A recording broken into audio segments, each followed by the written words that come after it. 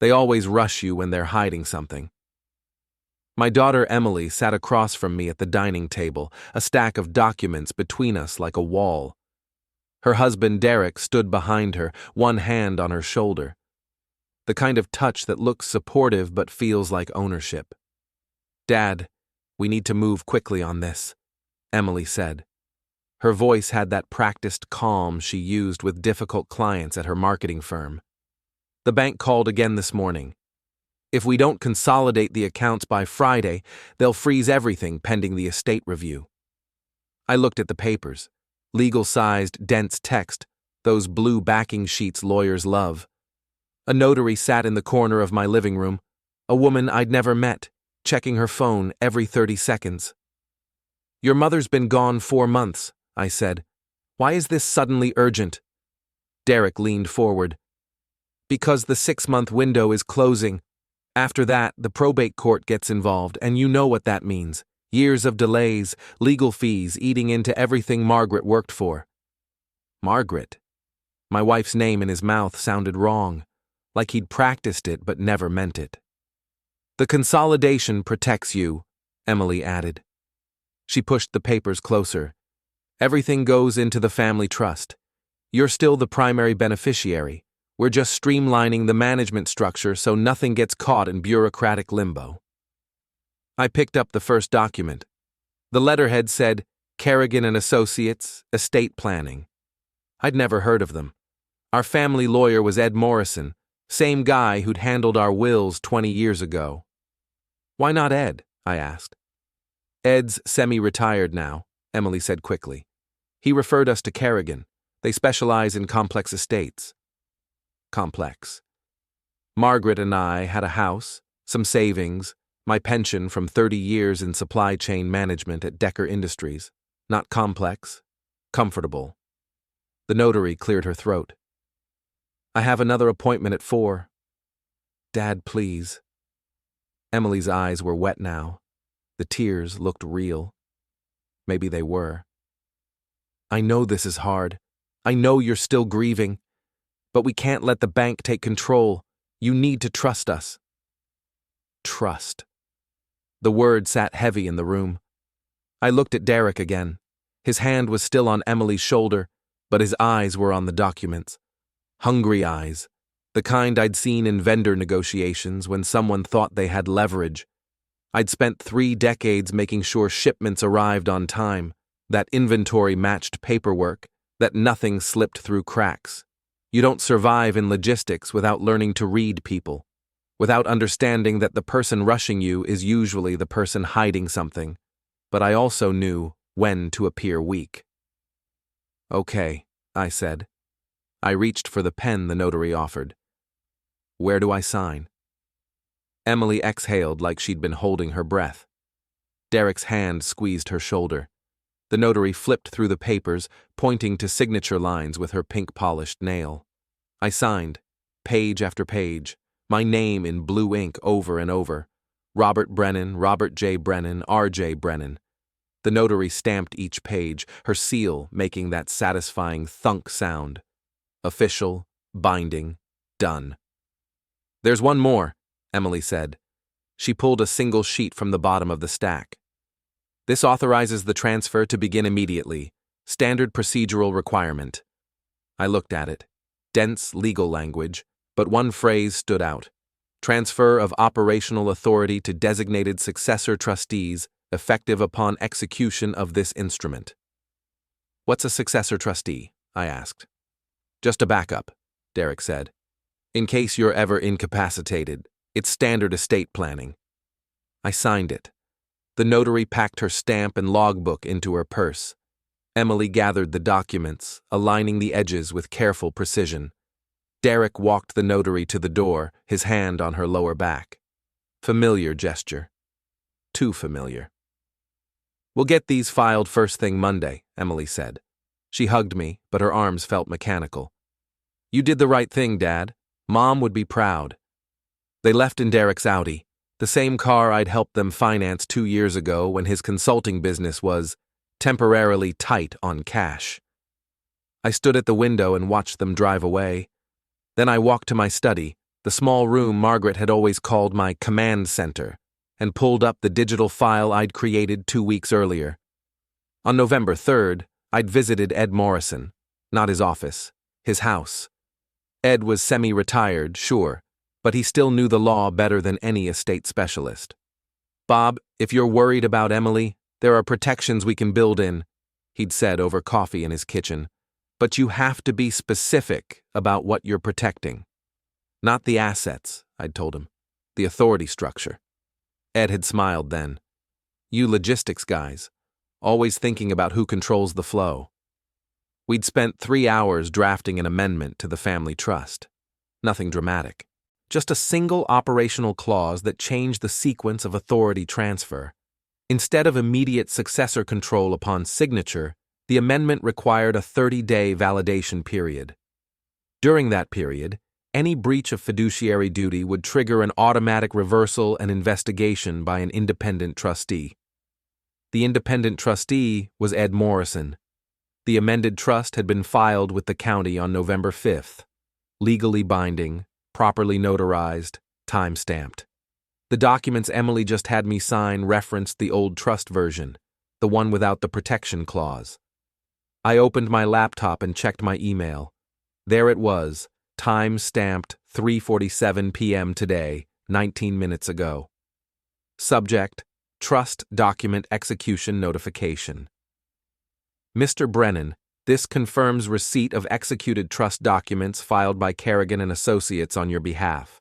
Please note that per amended trust provisions filed 11/05/2024, all authority transfers are subject to a 30-day validation period. Any discrepancies between filed documents and current trust structure will be flagged for review. Regards, Edward Morrison, Trustee. I forwarded the email to my personal backup folder. Then I opened the tracking app I'd installed on my tablet last week. The app monitored all account activity on our joint accounts, my pension account, the savings bonds, the house title. Nothing yet. But they'd move fast. People who rush always do. I made dinner, chicken breast, frozen vegetables, the kind of meal Margaret used to shake her head at. "Bob, you need to eat like someone who wants to live past 70, she'd say. And then she'd make me something with quinoa or kale or whatever the health magazines were pushing that month. I missed her. God, I missed her. 4 months felt like 4 years and 4 seconds at the same time. But grief doesn't make you stupid. And it doesn't erase 30 years of watching people try to game supply chains, falsify manifests, backdoor shipments. I'd seen every trick. The common thread was always the same. They thought the guy managing the flow was just a clerk, just a bureaucrat pushing paper. They never understood that the person controlling the flow controls everything. I ate dinner watching the news, stock market up, interest rates holding, a local story about a family business filing bankruptcy after a corporate buyout stripped the assets. My phone buzzed at 8:47 p.m. Emily. "Dad just wanted to check in, make sure you're doing okay." "I'm fine, sweetheart." Good. "Listen, Derek and I were thinking, maybe you should take a break, get away for a while. We could book you a week at that cabin in Asheville you and Mom used to love." "That's thoughtful," I said, "but I'm not really up for traveling right now." A pause. "Dad, you need to take care of yourself. The stress of managing everything, it's too much. Let us handle things for a while." "I appreciate it, Em, but I'm okay." Another pause, longer this time. "Okay. Well, call if you need anything." She hung up. They wanted me gone. Out of the house, away from the paperwork. Classic move. I checked the tracking app again. At 8:52 p.m., there was activity. Someone had logged into the online portal for the primary checking account, not my login. The access came from an IP address in Charlotte, 40 minutes away. Emily and Derek lived in Charlotte. I watched the screen. Balance check. Then navigation to transfer options. Then a pause. At 9:03 p.m., someone tried to add an external account for transfer authorization. The system kicked back an error. Primary account holder authorization required for new external accounts.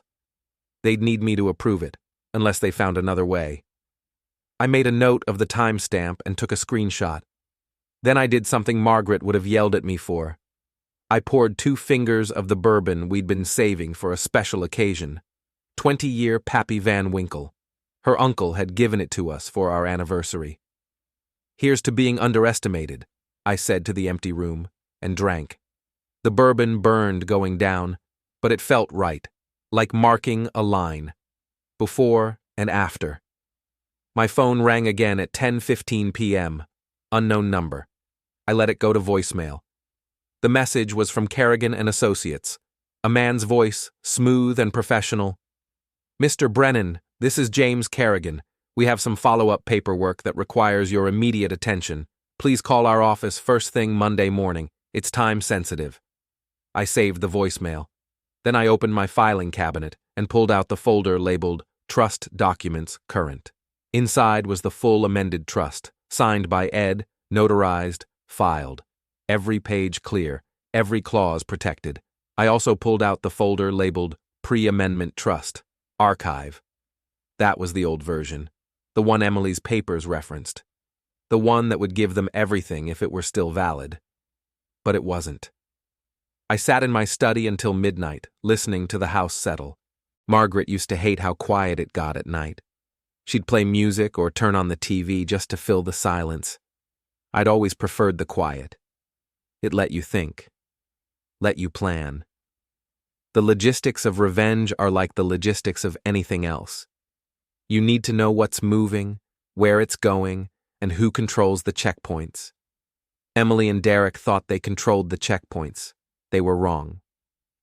I went to bed at 12:30 a.m., didn't sleep much, kept thinking about the first time I taught Emily to ride a bike. She'd been 6, determined, refused training wheels even when she kept falling.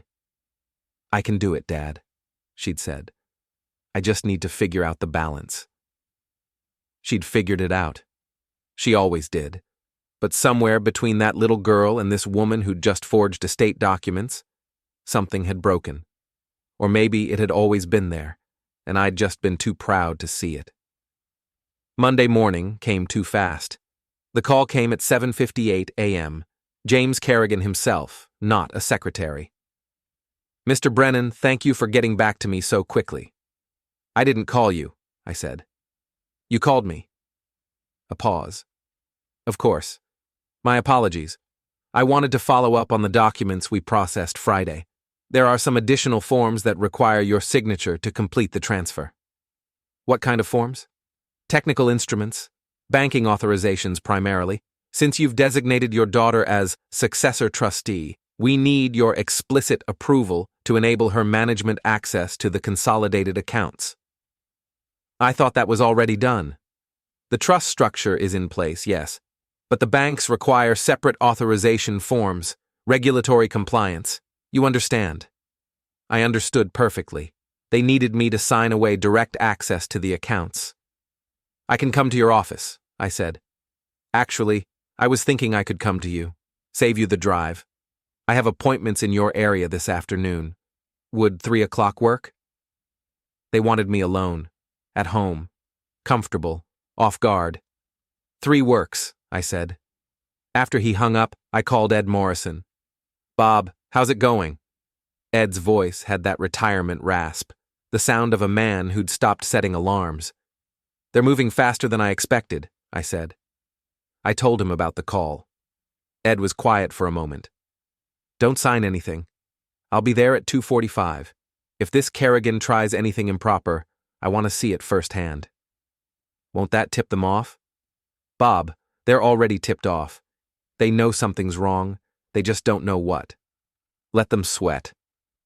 At 9:30 a.m., I drove to First National Bank, the branch where Margaret and I had banked for 30 years, where I'd gotten our first mortgage, where Brenda Walters, the branch manager, had sent us a sympathy card with a handwritten note when Margaret passed. Brenda saw me coming and met me at the door. "Mr. Brennan, how are you holding up?" "Getting by," I said. "Brenda, I need to check something. Has anyone contacted you about my accounts in the last week?" Her expression shifted. Professional now. Careful. "Why do you ask?" "Because my daughter told me the bank was threatening to freeze everything." Estate review issues. Bob, that's not accurate. Your accounts are fine. We have no estate review pending. When Mrs. Brennan passed, we updated the account registration to reflect you as sole owner. Standard procedure.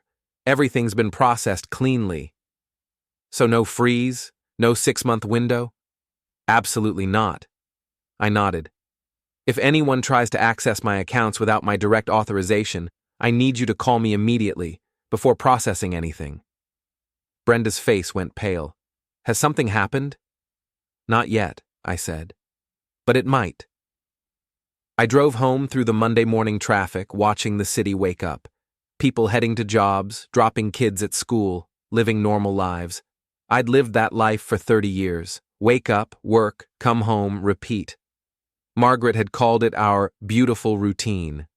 Now the routine was broken, and all I had left was the careful dismantling of my daughter's betrayal.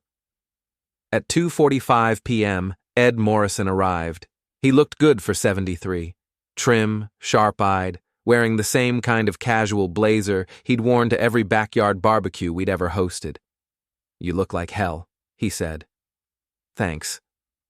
When's the last time you ate something that didn't come from a microwave?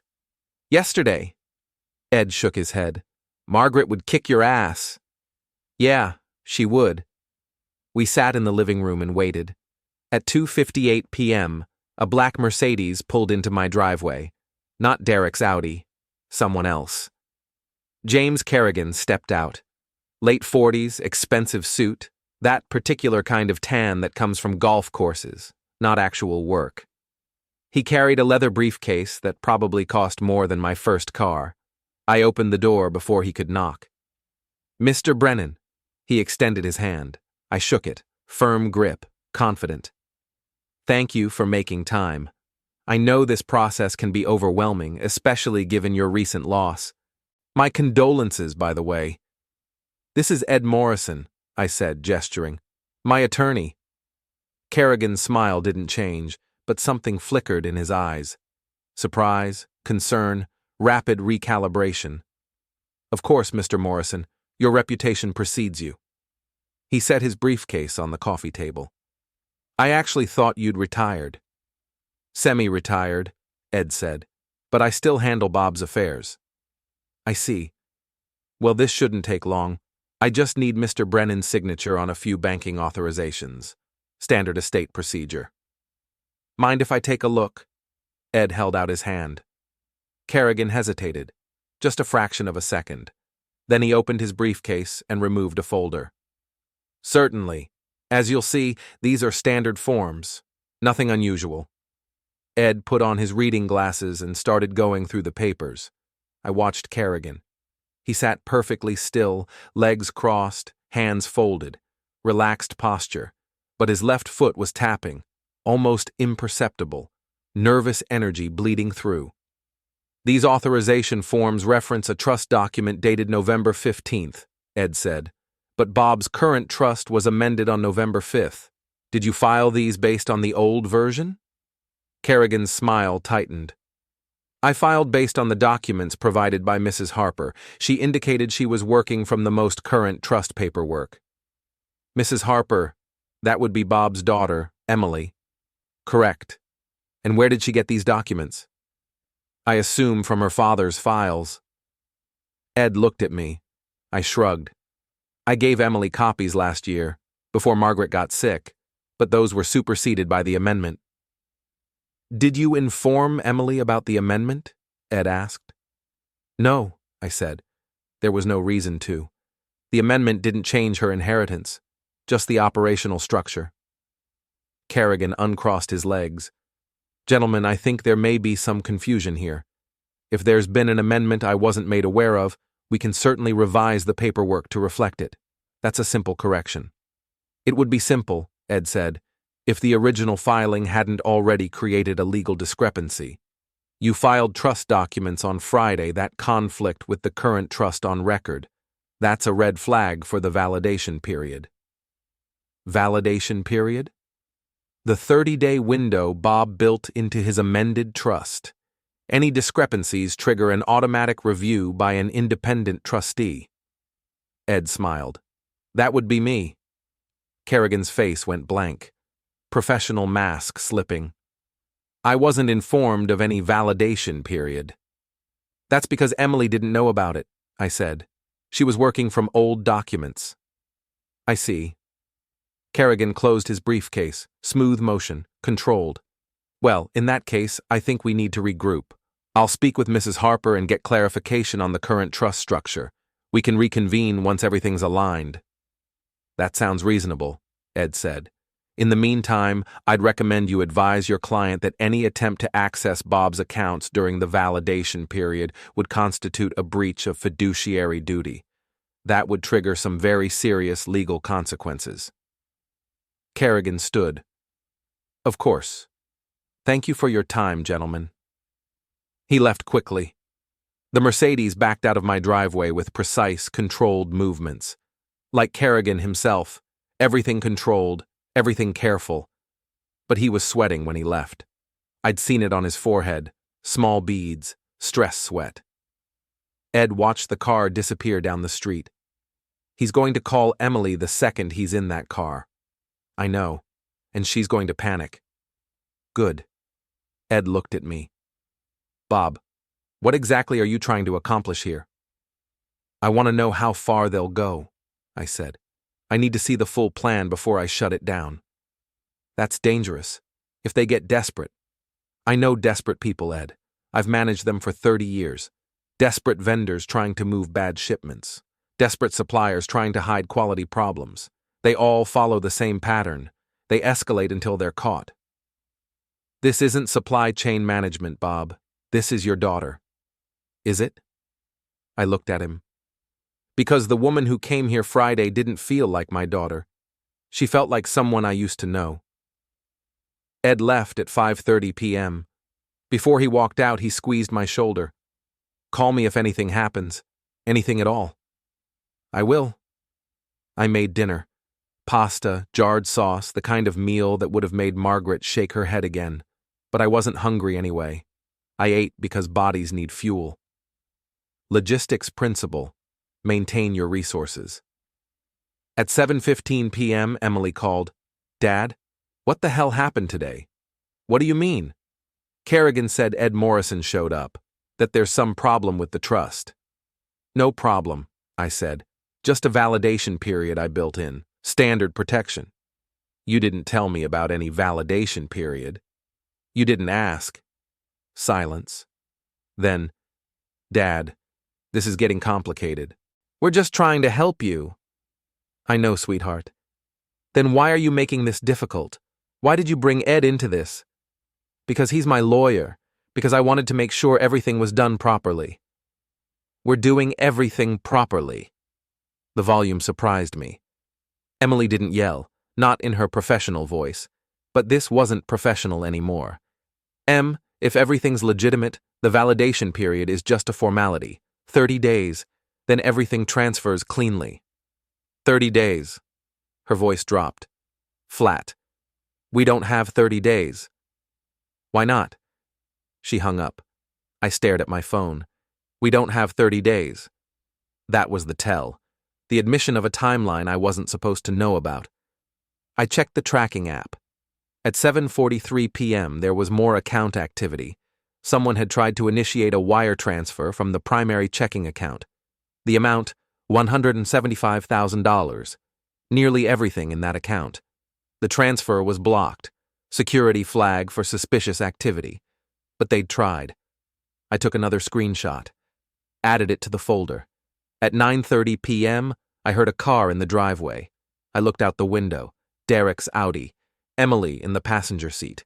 They sat in the car for several minutes. I couldn't see their faces, but their body language was clear. Arguing, hands moving, heads shaking. Finally, they got out and walked to the door. I opened it before they could knock. Dad, we need to talk, Emily said. Come in. They walked into the living room. Derek didn't sit. He stood by the fireplace, arms crossed. Emily sat on the edge of the couch. This validation period, she said. Can you waive it? No. Why not? Because I built it in for a reason, to protect against exactly this situation. What situation? Derek's voice was sharp, aggressive. We're trying to protect you and you're treating us like criminals. Are you criminals? I asked. What? Emily's voice cracked. Dad, how can you even ask that? Because someone tried to wire $175,000 out of my checking account 2 hours ago. Was that you? The room went silent. Derek recovered first. We were moving funds to a high-yield savings account. Better interest rates. We're maximizing your assets. Without asking me? You signed the authorization Friday. The authorization was invalid, I said. The trust you filed conflicts with the current trust on record. Any transfers during the validation period are flagged as potential fraud. Derek's face went red. Fraud? You think we're committing fraud? I think you're doing something you don't want to wait 30 days for, I said. And I want to know why. Emily stood up. Dad, please. We're on your side. Then tell me why you need the money right now. She opened her mouth, closed it, looked at Derek. Derek shook his head, a tiny movement. But I saw it. 30 days, I said. If this is legitimate, you can wait 30 days. Emily's eyes filled with tears, real tears this time. You don't understand. We're trying to protect you from yourself. From myself? You're not thinking clearly. The grief, the stress, it's affecting your judgment. That's why we need to take over, for your own good. There it was. The narrative. The story they'd tell if this went legal. Grieving widower, impaired judgment, children acting in his best interest. Get out, I said. Dad, get out of my house. Derek grabbed Emily's arm. Come on, he's not listening. They left. The Audi backed out fast, tires chirping on the asphalt. I stood at the window and watched them go. Then I called Ed Morrison. They just tried to take everything, I said. I know. Brenda Walters called me 20 minutes ago. She blocked the transfer. What do I do now? Now? Ed's voice was quiet. Now you decide how far you're willing to take this. I looked around my living room, the couch where Margaret and I had watched movies, the bookshelf we'd built together, the coffee table Emily had made in high school shop class. As far as it goes, I said. Then buckle up, Ed said, because it's going to get ugly. Monday morning, I met Emily at Ed Morrison's office. She was signing the final dissolution papers, marriage ended by fraud, criminal conduct, and irreconcilable differences. How do you feel? I asked. Empty, she said, like someone scooped out everything inside and left a shell. That's normal. Is it? You lost Mom. Was it like this? No, I said. Derek's just a lie you're finally letting go of. She signed the papers. Ed notarized them, filed them electronically with the court. In 60 days, the marriage would be legally over. In practice, it had ended the night Derek kicked down my door. Afterward, Emily and I had lunch at the diner, same booth where I'd sat 2 weeks ago watching ordinary people live ordinary lives. What are you going to do now? I asked. I don't know. Go back to work, I guess. Try to rebuild my career. Derek's arrest made the news. Some of my clients are asking questions. Tell them the truth. You were deceived. You're cooperating with authorities. You're moving forward. Will they believe me? Some will. Some won't. That's life. She picked at her sandwich. Dad, I need to ask you something, and I need you to be honest. Okay. Do you forgive me? I looked at my daughter, at the woman who'd helped forge documents and drain bank accounts, at the little girl who'd learned to ride a bike. I'm working on it, I said. Ask me again in a year. She nodded. That's fair. We finished lunch. She went back to Charlotte. I went home to my empty house. That evening, I called Mitch Patterson. It's over, I told him. Derek's pleading guilty. I heard. Hell of a ride, Bob. Thanks for your help. Any time. Hey, you know what you should do? Take a vacation. Get out of that house for a while. Clear your head. Maybe, I said, but I knew I wouldn't. Not yet. The house was still Margaret's and mine. Leaving felt like abandonment. On Tuesday, I got a call from Raymond Liu. Mr. Brennan, I wanted to thank you. The DA says Derek's pleading guilty to my case, too. Attempted murder, reckless endangerment. I'm finally going to see justice. Good. You deserve it. So do you. I heard what he did to you. Breaking into your house, assault, that takes guts to stand up to. Or stubbornness. Either way, you won. That counts for something. Wednesday was quiet. No calls, no threats, no emergencies. Just a normal day in a normal house. I cleaned Margaret's closet, boxed up her clothes, her shoes, her jewelry, kept a few things, her wedding ring, the necklace I'd given her on our 20th anniversary, the scarf she wore every winter. Everything else went to charity. She would have wanted that. Thursday morning, I drove to Decker Industries. I hadn't been back since the day I'd asked Mitch for help. Security waved me through again. I found Phil Decker, the CEO, in his corner office overlooking the distribution center. Bob Brennan, retired 3 years and you still look stressed. You're doing retirement wrong. I had a situation. I heard. Mitch filled me in. Your son-in-law sounds like a piece of work. He was. Was? He's going to prison. 12 years. Phil whistled. Good. We don't need people like that in the business world. He gestured to a chair. What brings you by? I wanted to thank you for letting Mitch help me, for not asking questions, for just being there. Bob, you gave us 30 years. Best supply chain manager we ever had.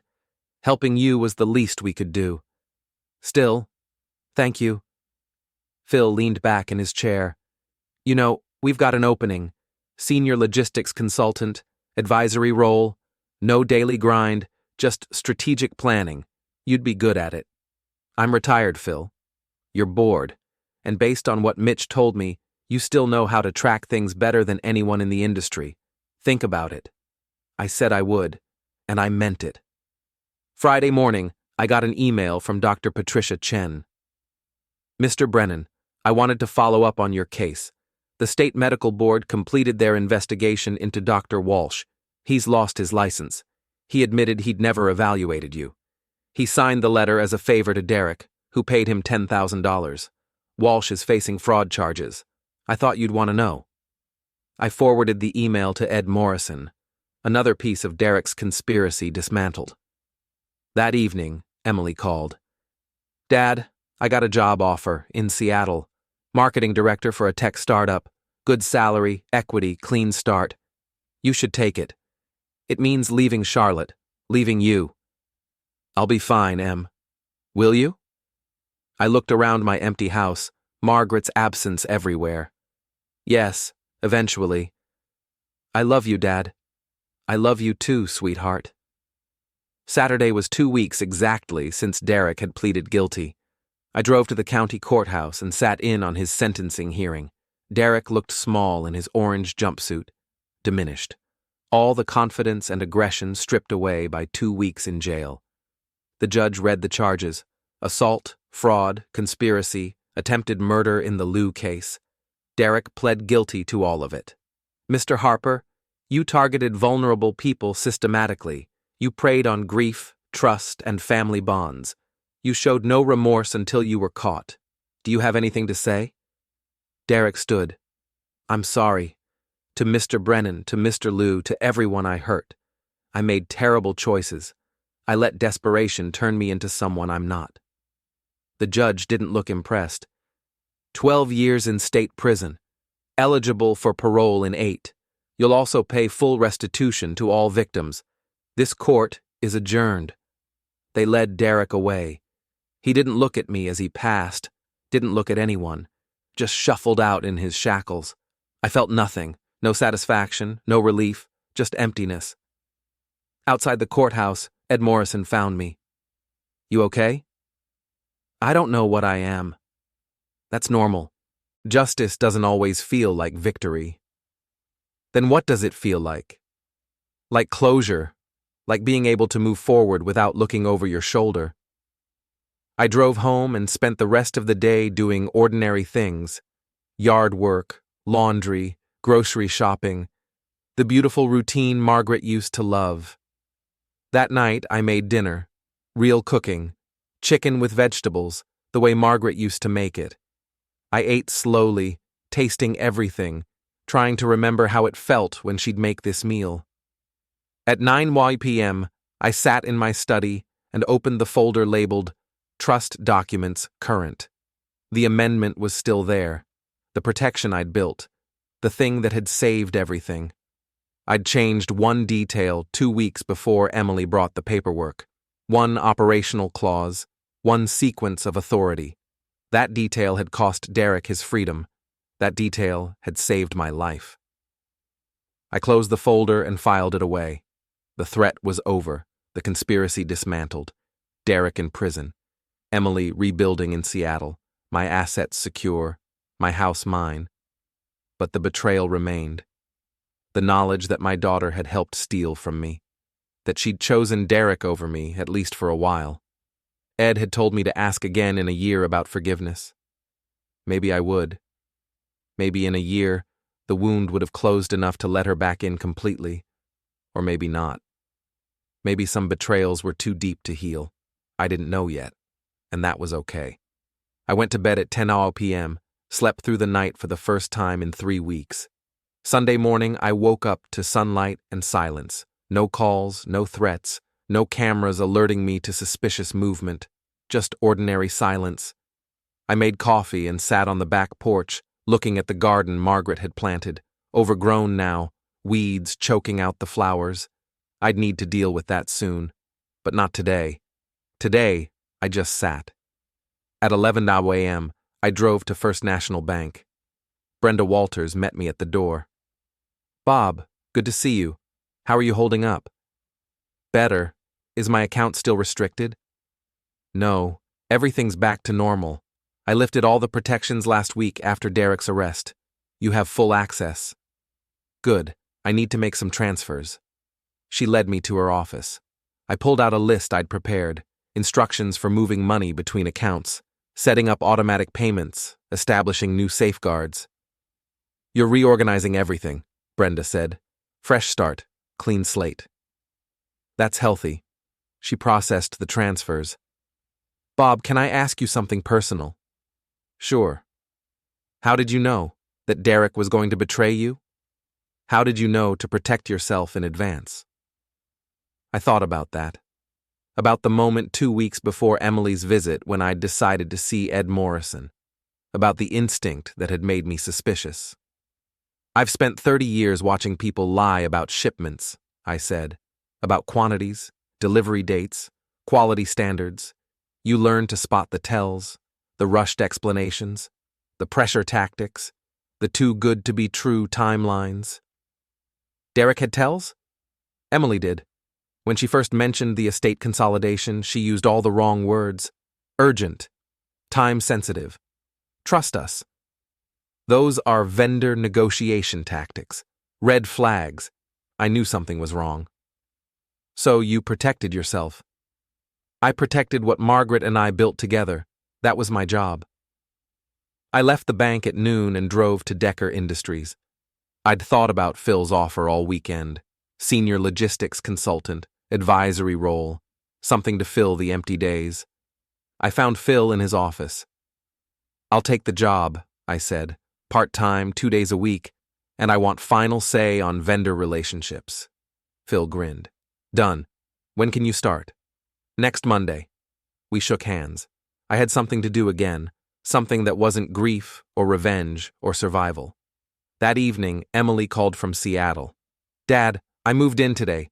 The apartment's small, but it's clean. Has a view of the water." "That's good, Em." I started therapy.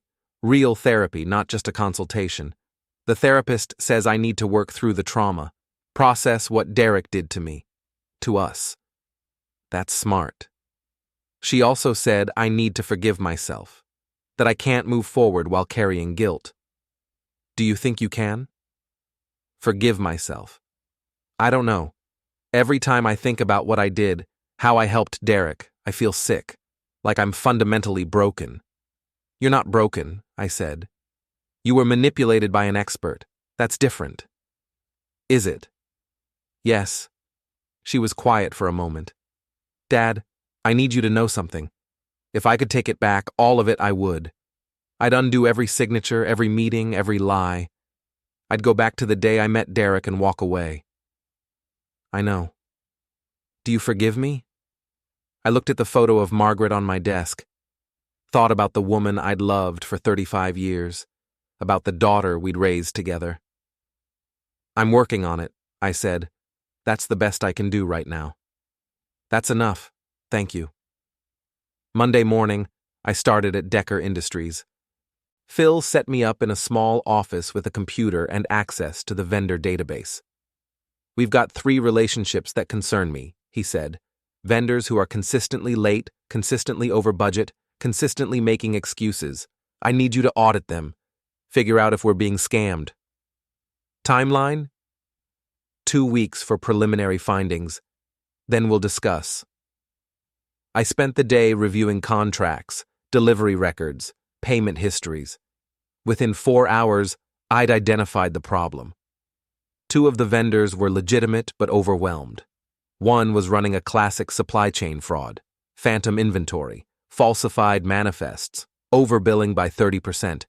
I documented everything, sent my findings to Phil with recommendations. Terminate the fraud vendor immediately, renegotiate with the overwhelmed ones, find backup suppliers. By the end of the day, Phil had signed off on all of it. Bob, you found more in 8 hours than our current team found in 6 months. I think you're back. I think so too. The next week fell into a rhythm. Work Monday and Tuesday, maintenance and errands Wednesday through Friday, weekends for whatever I wanted. It wasn't the life I'd had with Margaret, but it was a life. On Friday evening, 2 weeks after Derek's sentencing, I got a call from Raymond Liu. Mr. Brennan, I wanted to let you know. I'm walking again. Physical therapy is working. I'll never be 100%, but I can move without pain for the first time in 4 years. That's great news. The doctors say it's partly psychological. Knowing Derek's in prison, knowing justice happened, it released something. I can heal now. I'm glad. Me too. Thank you again. For everything. After we hung up, I thought about what Liu had said, healing, moving forward, letting go. Maybe that's what I needed to do. Let go of the betrayal, the anger, the hurt. But not yet. Not quite yet. That night, I made dinner and ate alone, watched the news, went to bed at a reasonable hour. At 2 a.m., I woke up from a dream about Margaret. We were in the garden planting flowers. She was laughing about something. I couldn't remember what. When I woke up, I was smiling. First time in weeks. Maybe healing was possible after all. Saturday morning, I worked in the garden, pulled weeds, trimmed hedges, cleared the overgrowth from Margaret's flower beds. By noon, the garden looked almost like it had when she was alive. Not perfect, but recognizable. I stood back and looked at it, felt something shift inside. Not peace, not quite, but something close. At 3 p.m., I was cleaning up when a car pulled into my driveway. I didn't recognize it at first. Then Emily stepped out. I thought you were in Seattle, I said. I flew back for the weekend. I needed to see you. We went inside. I made coffee. We sat in the living room, same places we'd sat a month ago when everything fell apart. The apartment in Seattle is nice, Emily said. The job's good, but I'm lonely. I don't know anyone. I'm starting over completely. Starting over is hard. Yeah. She looked at me. Dad, I've been in therapy twice a week, working through everything. And my therapist asked me to do something difficult. She asked me to write you a letter, explaining everything, why I helped Derek, what I was thinking, how I justified it to myself. Did you write it? She pulled an envelope from her purse. Yes, but I don't want you to read it now. I want you to read it when you're ready. When you can hear what I'm saying without anger.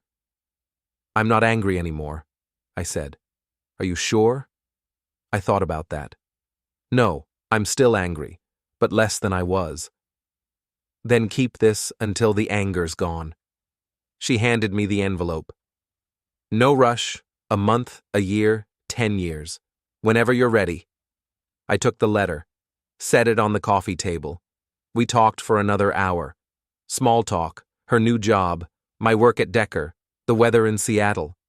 When she left, I hugged her. First time since Margaret's funeral. I love you, Em. I love you too, Dad. After she left, I looked at the envelope. Plain white, no decoration, just my name in Emily's handwriting. I put it in my desk drawer. Unopened. Maybe I'd read it next week. Maybe next month. Maybe never. But having it felt important. Like a door that could be opened when I was ready. That night, I sat in my study and thought about everything that had happened. Derek's betrayal, Emily's complicity, the violence, the theft, the fear. And I thought about the decision I'd made 2 weeks before Emily showed up with documents. The decision to protect myself. To change one detail, one operational clause. That decision had saved everything, but it had also destroyed my relationship with my daughter. Probably permanently. Was it worth it? I looked at Margaret's photo. Was it worth it? I asked her. The photo didn't answer, but I knew what she would have said. You protected what we built, Bob. That's what matters. And she'd be right. The house was mine. The accounts were secure. Derek was in prison. Emily was alive and rebuilding. I'd won. But the victory felt hollow, like logistics always did. You moved the shipment from point A to point B. Job done. But you never felt satisfied, just ready for the next shipment. Was there a next shipment for me? I didn't know. But I was starting to think maybe there was. Maybe Phil's job was the next shipment. Maybe rebuilding a relationship with Emily was the next shipment. Maybe clearing Margaret's garden was the next shipment. Maybe life was just a series of shipments.